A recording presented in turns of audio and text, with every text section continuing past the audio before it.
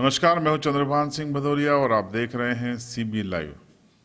एक कहावत है कि सियासतदानों की जो कथनी और करनी होती है वो ठीक उस कहावत की तरह होती है कि हाथी के दांत खाने के अलग होते हैं और दिखाने के अलग। आज शिक्षक दिवस है और हम आपको सबसे पहले एक वीडियो दिखाते हैं।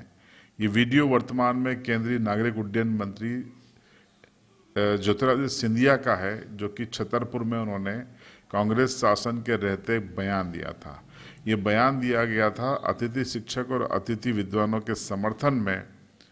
सिंधिया इस बयान में कह रहे हैं कि कांग्रेस के मैनिफेस्टो में अगर अतिथि शिक्षकों का भला करने की बात लिखी है तो वो होकर रहेगा, थोड़ा सा धैर्य रखें, वरना वो अतिथि शिक्षक और विद्वानों के लिए खुद सड़कों पर उतरेंगे, उनकी ढाल भी बनेंगे और तलवार भी बनेंगे।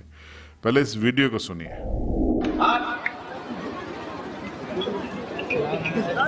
आपकी मांग मैंने चुनाव के पहले भी सुनी थी, मैंने आपकी आवाज उठाई थी और ये विश्वास मैं आपको दिलाना चाहता हूं कि आपकी मांग जो हमारी सरकार की मैनिफेस्टो में अंकित है, वो मैनिफेस्टो हमारे लिए हमारा ग्रंथ बनता है। सबर रखना, और अगर वो मैनिफेस्टो का एक एक अंक पूरा ना हुआ तो आपके साथ सड़क पर अकेले मत समझना, आपके साथ सड़क पर ज्योतिरादित्य सिंधिया भी उतरेगा। और सरकार अभी बनी है, 1 वर्ष हुआ है, थोड़ा सबर हमारे शिक्षकों को रखना होगा। बारी हमारी आएगी, ये विश्वास मैं आपको दिलाता हूं। और अगर बारी ना आए तो चिंता मत करो, आपका ढाल भी मैं बनूंगा और आपका तलवार भी मैं बनूंगा।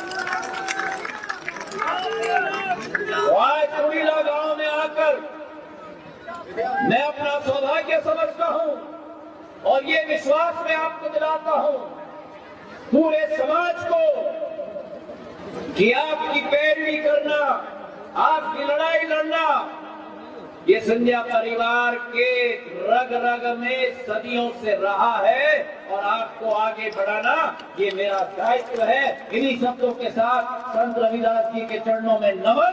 धन्यवाद। जय हिंद, जय भारत। तो सिंधिया ने ये बयान तब दिया था जब प्रदेश में कांग्रेस की कमलनाथ की सरकार थी और सिंधिया भी कांग्रेस का हिस्सा थे।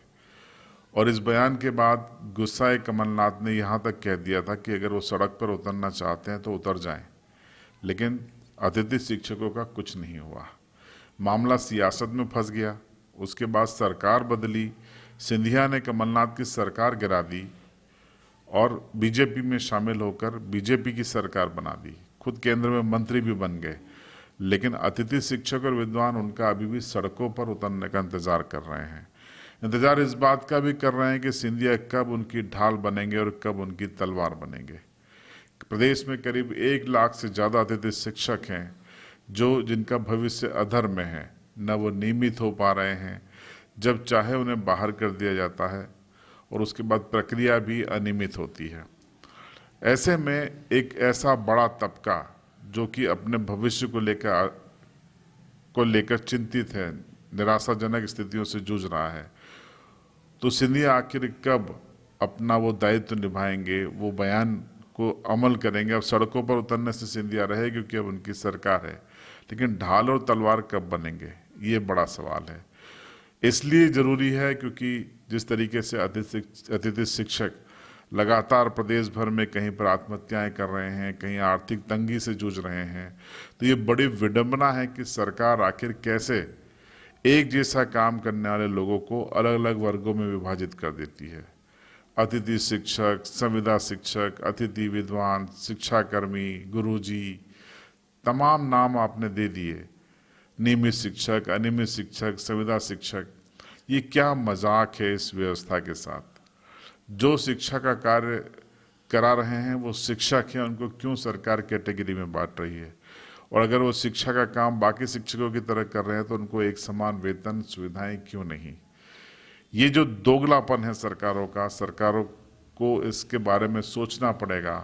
अन्यथा युवाओं में जिस तरीके का गुस्सा खदबदा रहा है वो 2023 के चुनाव में सरकार पर भारी पड़ेगा। और बात हम करें कि कांग्रेस की, तो कांग्रेस के पास भी 15 महीने का वक्त था, लेकिन कांग्रेस ने भी अतिथि शिक्षकों का भला नहीं किया। उल्टा सड़क पर उतरने की जब बात की तो समस्या को हल करने के बजाय कमलनाथ ने गुस्से में बयान दे दिया कि चाहे तो वो सड़कों पर उतर जाएं। क्यों उतर जाएं? आपके मैनिफेस्टो में कमलनाथ जी आपने भी लिखा था कि अतिथि शिक्षकों को नियमित करेंगे, तो आपने 15 महीने में क्यों नहीं किया? ये सवाल आपसे भी है। भले आप अतिथि शिक्षकों के वोट लेकर फिर से अपनी सरकार बनाना चाहें, लेकिन सवाल तो आपके सामने भी खड़ा होगा। ये बात अलग है कि अतिथि शिक्षकों के सामने विकल्पहीनता की स्थिति है। ऐसे में मजबूरी में वो कहाँ जाएं, क्योंकि वो खुद अपने भविष्य को लेकर अनिश्चित स्थितियों में फंसे हुए हैं, अनिर्णय का शिकार हैं। ऐसे में वो किस तरफ जाएंगे ये वक्त तय करेगा, लेकिन ये तय है कि अगर एक बड़ी तादाद में अतिथि शिक्षक एक हो गए और सिस्टम के खिलाफ हो गए तो सरकारों पर ये भारी पड़ने वाला है। इस पूरे मुद्दे पर कि सिंधिया को अपनी ढाल और तलवार बनना चाहिए कि नहीं, सड़क पर उतरना चाहिए कि नहीं, आप राय जरूर दीजिए। चैनल पर नए हैं तो चैनल को सब्सक्राइब जरूर करें और बेल आइकन जरूर दबाएं।